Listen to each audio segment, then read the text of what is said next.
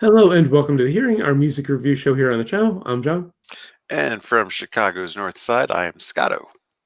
And before we get to this week's album, just a couple of corrections from last week. I said that Darling Violetta is an American-Mexican band. I recently found out that Steve McManus is from Calgary, so I probably should have said American-Mexican-Canadian. Wrong side of the border. Also, I messed up their slogan. I said it's not Darling Violetta, not for everyone, because what's for everyone is boring.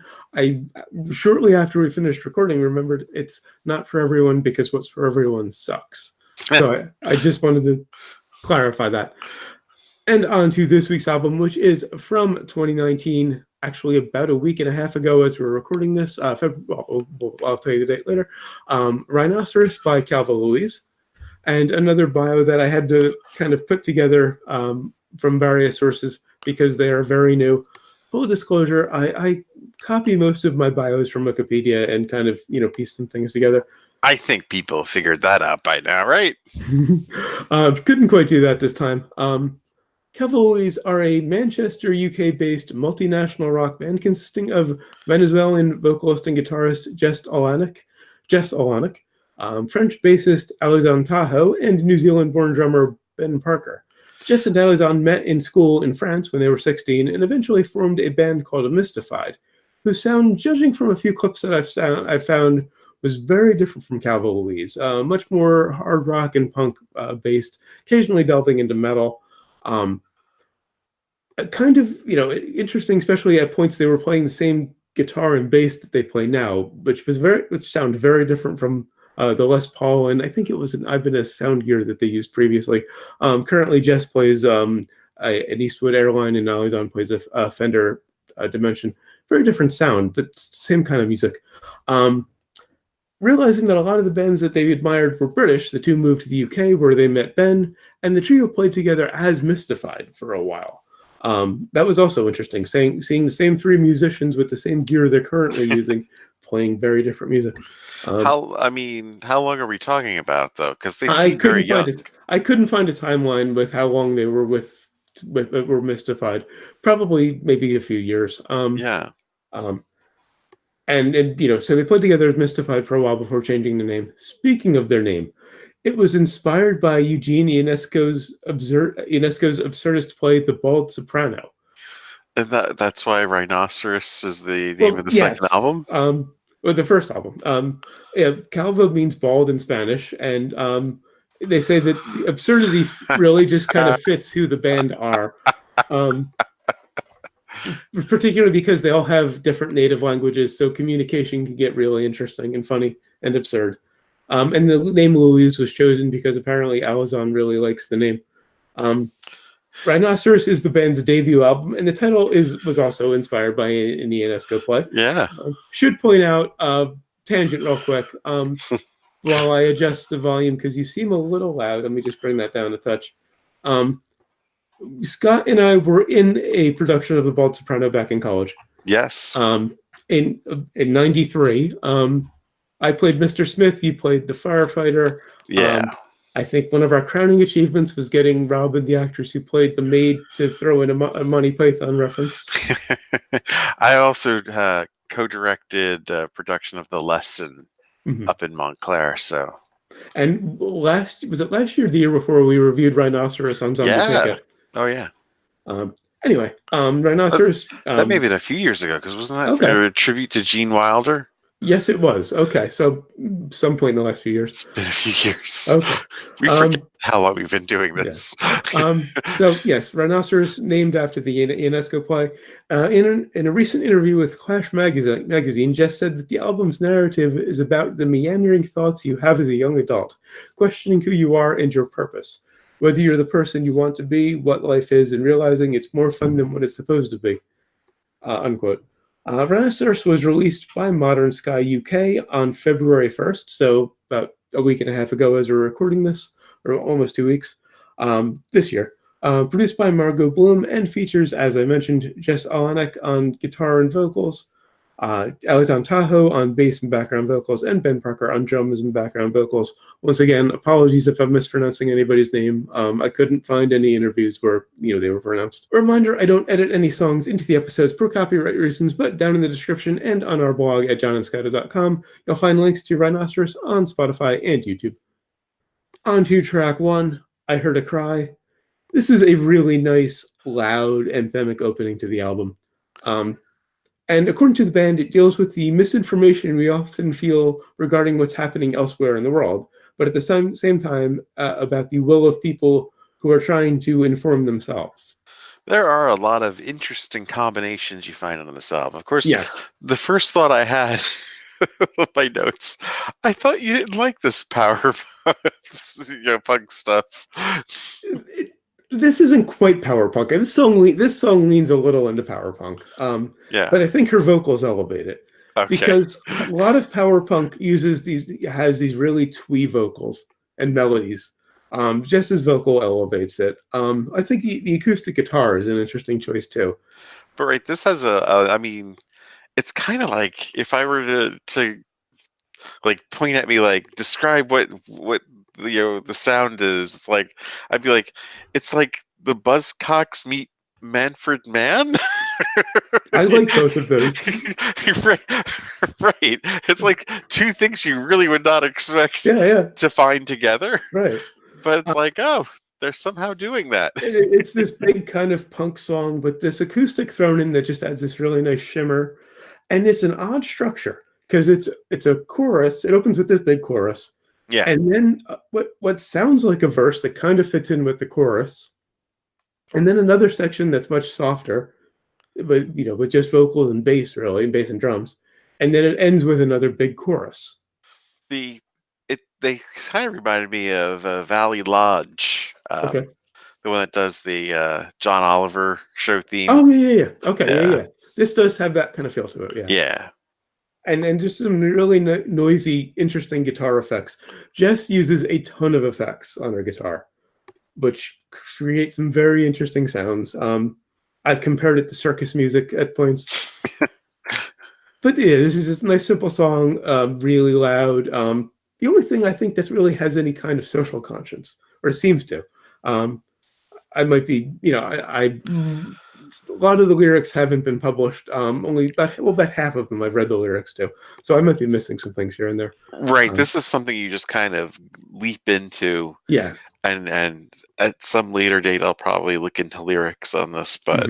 I mean, right now it's just all about the first impression. They've released half of the album as singles, and on their YouTube channel in the description they have the lyrics for this. Out of curiosity, how did you find these guys? Or I don't exactly remember. It was either Spotify or YouTube recommended the song "Outrageous." No shit. So Spotify recommendation really led you down this path. Well, this is how I found. That's also how I found Estrons, who we've reviewed in the past. Prestamico, who we've reviewed.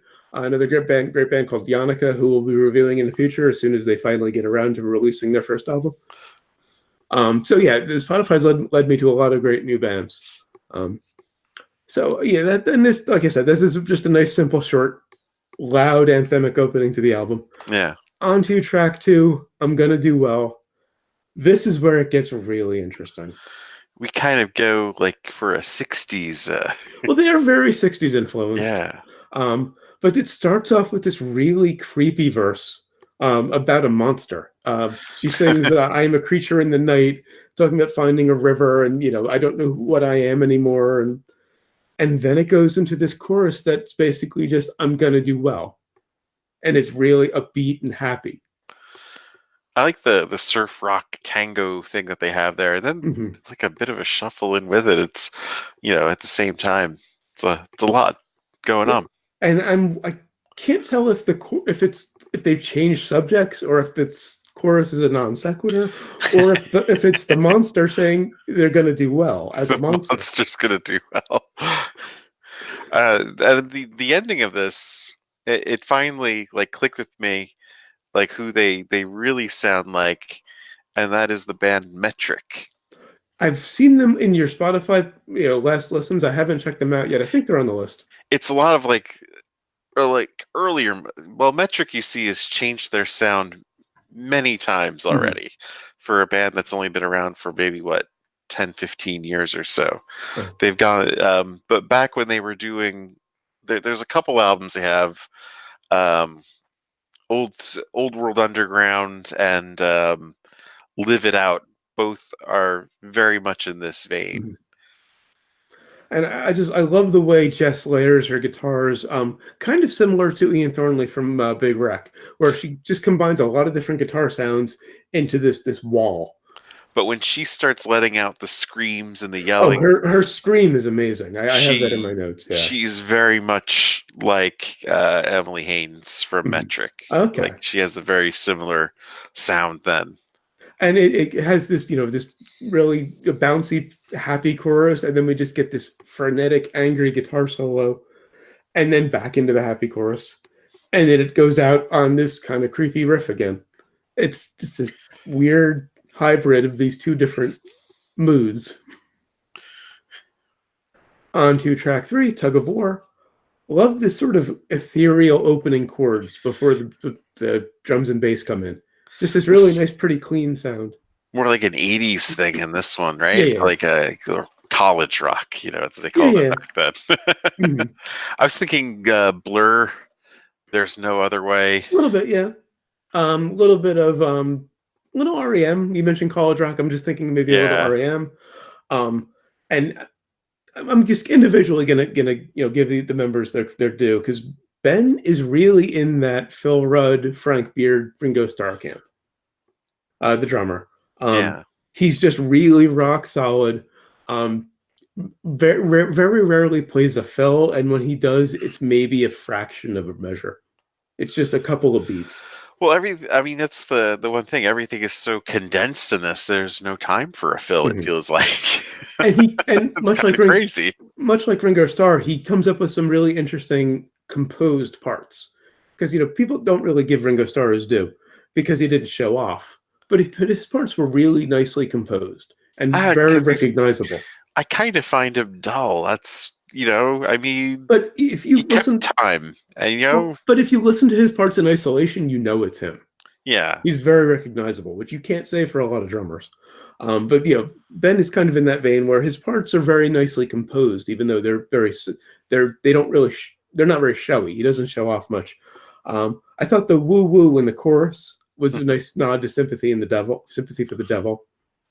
Um, and I like how Jess kind of fills the role of a keyboard at points, because, like I said, it's multiple guitars with yeah. a ton of effects. Some sound very much like a keyboard. I checked and I couldn't find any other musicians who played on the record, so I think it's all guitar. Neat. Hmm? That she's I sort think of doing a Tom Morello thing. yeah, I think it's all guitar and bass and drums, of course, with just a ton of different effects on it to create all these different sounds.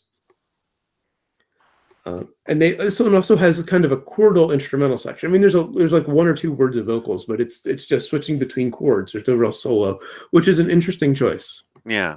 Kind of fills an instrumental section and a bridge together. On to track 4, Outrageous. This again was the first song I heard from them. According to Jess, the song deals with the lack of common sense we experience nowadays.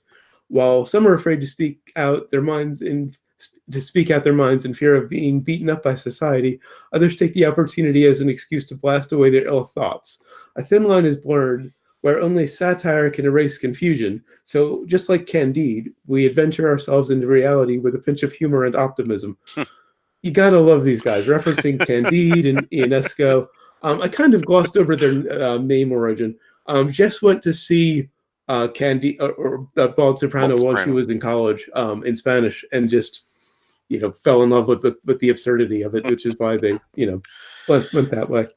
I mean, Outrageous, up until this point, was like I thought was going to be the strongest on the album, but it got topped. It was the first thing I heard, and it was the only song they had out when I discovered them. It's like a heavy B-52s. They list B-52s among their influences. I forgot to put it on my notes, but there was a bunch of very unique, a bunch of disparate artists who they list, which certainly fits. I'd Love like the to see the list just to get like it's like a wine tasting where I'm like, I got this. Is that supposed to be in there? it was on some interview I saw at some point, and Yeah. like I said, I had to comb through a bunch of them, so I forgot where it was. Love the bass part on this. This big distorted bass part that's kind of high up the neck reminded me of Lemmy because Oh wow. Alizon is kind of fitting the rhythm guitar part, I'm which is trying to what. think. I'm trying to think if I had heard like a Lemmy Well, thing in here. not necessarily a particular Motorhead song, but just the way Lemmy approached bass. Because Lemmy was a rhythm guitarist who played bass. Oh right. And the bass line on this is higher up on the neck, at least in the verses, is higher up on the neck, and it's kind of a guitar riff just played on a bass with a lot of distortion. Loved the giant wall of sound in the chorus. And the la la la's in the chorus don't really fit, but in the best, most subversive way. Because it doesn't really. They're singing these la la la's as the background of the song that just don't fit the mood of the song, but it works for that reason. And it slows down the bridge, but it doesn't get soft, which is interesting. They keep it heavy for the song, rest of the song. Just a slow, heavy. Mm-hmm. And the riff just nicely evolves into the solo. I really hope Jess gets her due as a guitarist because she's a great guitar player. And I kind of feel like all of the effects and kind of the quirkiness of their sound will detract from that. And well, let's be fair, the fact that she's a woman, let's be honest, the fact that she's a woman will factor into that too. St. Vincent, for all of the credit she gets, doesn't really get her due as a guitar player. They did just give her a Grammy though. Well, yeah, she gets her due as an artist, as a songwriter, for her image, certainly for her voice, and she has a signature guitar. But she gets a lot of notice for the guitar she chooses because she's made some interesting choices. But as she doesn't get her due, because I watch a lot of and pay attention to a lot of guitar-related media. Yeah, nobody really talks about her skill as a guitarist. And I bring that up because she's probably the most high-profile lead guitarist around. Jess, and I think Jess seems very influenced by St. Vincent. There's a lot of similarities in their playing. So, I just hope Jess gets her due because she is really impressive. And, just ends with this great noisy wall of sound. On to track 5, and this track is in Spanish, so I'm going to take a shot at the correct pronunciation of the title. I think it's No I. Which is Spanish for not there. Is it all in Spanish? I thought there was a mix. It's partial. It's mostly in Spanish, and then the bridge comes in English. Right. That's a very Mars Volta thing about it. I have no idea what the rest of the lyrics are. I've been studying Spanish for a few months, so I knew the title, but the rest of it went completely beyond me. Because it's fast in Spanish too. I mean, so you're just kind of like, no, can't get any of that. Sorry. I hope they eventually do release the lyrics, or somebody translates them. It starts out with the real Weezer feel of this album, with like that whistle and the riff. The whistles are a nice choice. It's got this great groove. Love all the reverb on the drums. Although I have to admit, it does kind of sound like something that would be in an Apple ad. Let's and this is the conclusion I drew after the next song. But let's be honest, this band is going to be ginormous. I hope so. I like. There's going to be an Apple ad. There's going to be the stuff associated with large bands. I think. Yeah. I've thought that before for other bands. It didn't quite work for right. And it wow, really? And also, I have to admit, Jess doesn't have technically this great voice with this huge range, but like you were talking about last week with acting, she knows how to fit the song. Yeah. She does a beautiful job of fitting the mood of the song with her voice. Also, again, she does a great job of impersonating a keyboard, because, like I said, no keyboard player was credited that I could find, so I'm going to assume it was all guitar. The English lyrics on the bridge did really grab my attention, because I do listen to some music in other languages, and when I do, I just kind of treat the voice as another instrument. I don't really pay attention to what's being said because I don't understand it. So when some words came in that I understood, it just kind of drew my attention, whereas the Spanish just kind of washed over me. But this, I mean, this is definitely one of my candidates for Mhm. favorite track. Uh-huh. It's this and one other later on. On to track 6, Getting Closer. This is my favorite. Another great groove, and this one really shows off the range of what the band does. Nice bouncy verse, and then it goes into this kind of mellower section. Kind of like a garage rock thing, Yeah, but with like a dreamy like and thing too at the and same time. we get her amazing scream right, but after the verse. Um, and I love how Ben and Alazan just hold down this great groove so that Jess can just play accents over top of it. Yeah. And the subject matter is kind of interesting because it seems kind of introspective. Could be about a relationship ending as someone has changed. I love the line, "My identity is falling in between, picking all the pieces that don't seem to really fit." Um, nice simple parts, nice simple groove. Uh, Great accents, nice soft pre-chorus, and there's a turnaround between the C section, I'll call it, because there's an A section, which is that nice bouncy thing, Right. pre-chorus that's kind of mellow, and then there's this the C section. If was it "Runaway, My Darling," that section. Um, Before that, there's this turnaround that the first time is played by the bass, and the second time is a vocal that is exactly the same as the bass, which I thought was a really interesting choice. The same turnaround on two different instruments, so to speak, and just this big ending, which they're really good at. The big, loud, throw everything at the wall endings. Yeah. On to track 7, Wonder Tale. Just a nice early 60s kind of song that just gets really loud at points. I'm not sure. This one might get my pick for weakest Mhm. because it's just, I It's mean, simple. I don't know it's if it wasn't done as well or if I've just heard it enough times now because they've kind of, it feels Yeah, like it's a lot of the stuff yeah. that we've heard earlier in the album. It's a nice simple song. Just Yeah. been some nice dynamic work with just getting really loud and soft at points. Really like the nice mellow bridge into the the loud turnaround. And it But yeah, is the it's perfect spot for kind of like the weaker song mhm, because you're kind of later in the album right.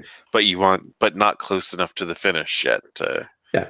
And to be fair, because now we're getting into my weakest, weak for these guys is still pretty good. It's just not quite as good as the rest of the album. And that leads to my weakest, track 8, Cruel Girl. Um, it's kind of monotone for me. It's like the Beatles meet Guns N' Roses. It's another one where you're just like, wow, I would not expect those two to go there. Yeah, yeah. It's probably the most metric-like song on the album, Mhm. actually, because she It does a lot of Emily Haynes uh vocalizations here. it just doesn't have a lot of dynamics. It's just it goes from kind of minor to kind of major at one point, but the dynamics stay the same throughout the song.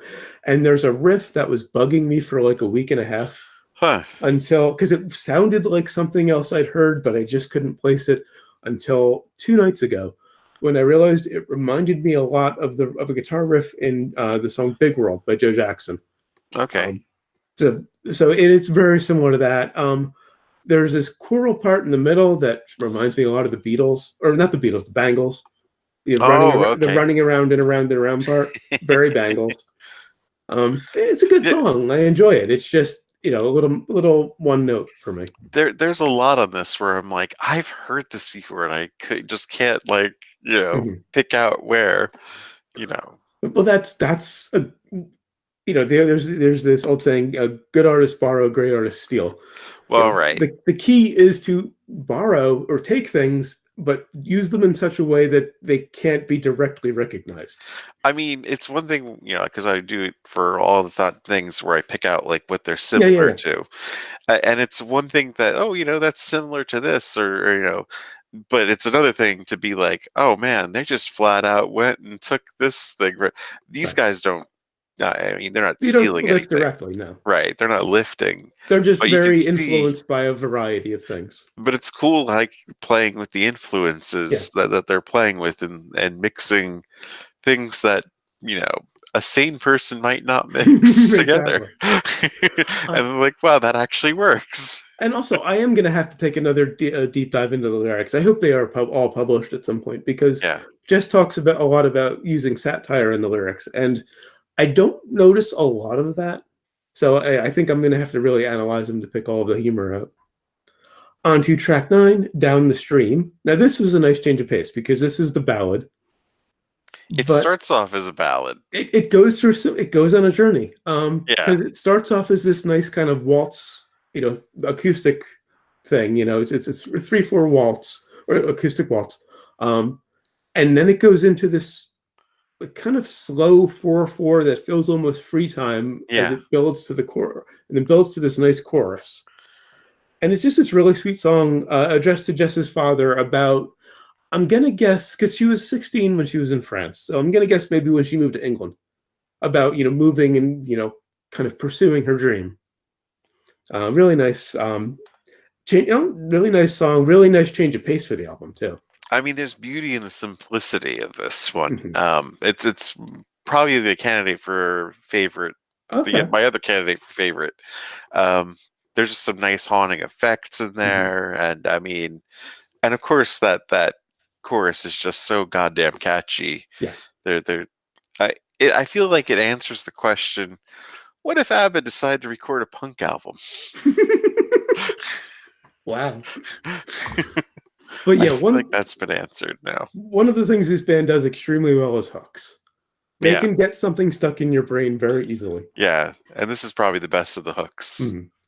Also, love the syncopation in the second verse and the nice affected solo after the first chorus. Oh, yeah.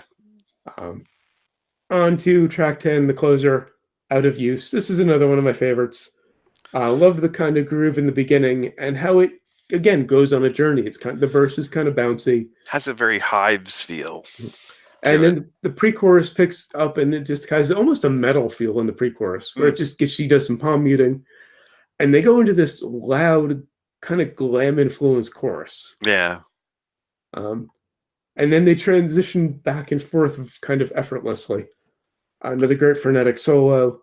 And I love how it hangs on the pre-chorus toward the end and just builds and builds and builds into this glorious ending. So, would you recommend it? Definitely. It's like the fastest 29 minutes you're ever gonna have. I mean, that's the other great thing about it is a nicely and I don't know if this is a benefit for most people, but for as a reviewer, it's nice to find a short album. Like, I mean, I've listened to it only 3 times.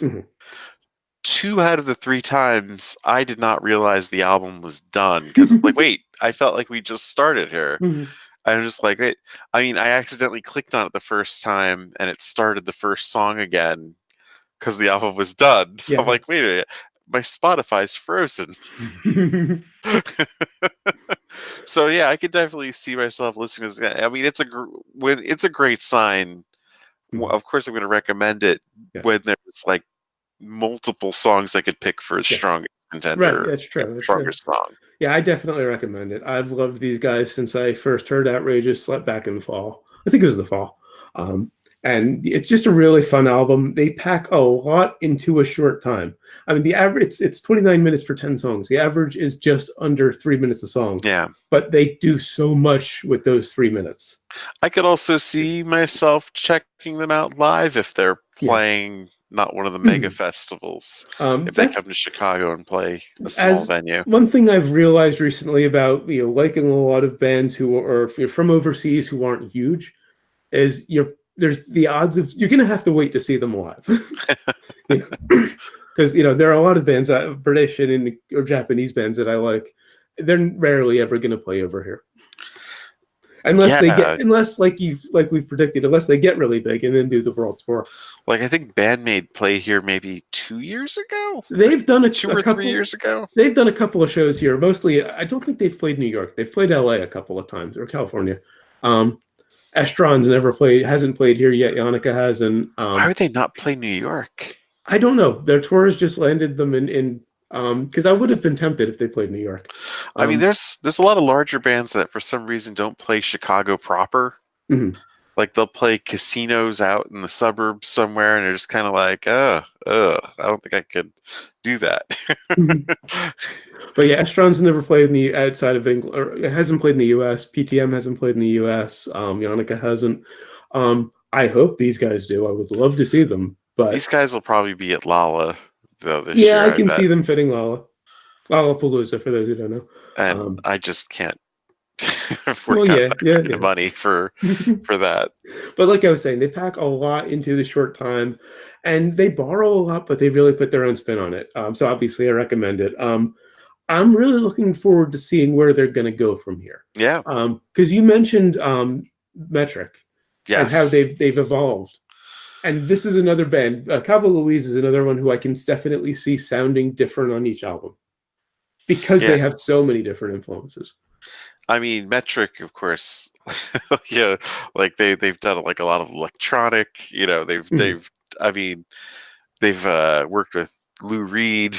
You know, when they did their covers, you know, they did a lot of like power pop stuff. But when they did their covers, they did like 2 Pink Floyd songs. One of them being I'm trying to remember the one from the Wall. Oh, Nobody Home from the Wall. Nice. And Behind Paranoid Eyes, which is very similar to that from the Final Cut. So very depressing. Right. And, They covered Perfect Day by Lou Reed. Yeah. And also, given what they did with Mystified, which I definitely recommend, look up a band called Mystified on YouTube. There's only a few clips, but they're interesting. Given how different Mystified was, and it was toward the end the same 3 players, I can definitely see them going in a lot of different directions. And you gotta love a band that references Ionesco and Camus. Yes. Oh, it's great. And that's it for Rhinoceros by Calva Louise. Until 3 weeks from now, we're taking the next 2 weeks off because the 25th is my birthday, and I am not posting an episode on my birthday. Until then, when we'll be reviewing Scary Monsters by David Bowie, finally doing some Bowie. Oh, wow. Figured, Bowie was a good one to do after a break, because as much as I love these guys and as much as I love Darling Violetta, I don't want to directly compare them to Bowie. There's a lot of artists that I'm having trouble figuring out which albums we should do. But Scary Monsters. You put Scary Monsters on the list, yeah. So that'll be the next episode. Until then, always remember, never forget, wherever you go in life, there you are. There you are.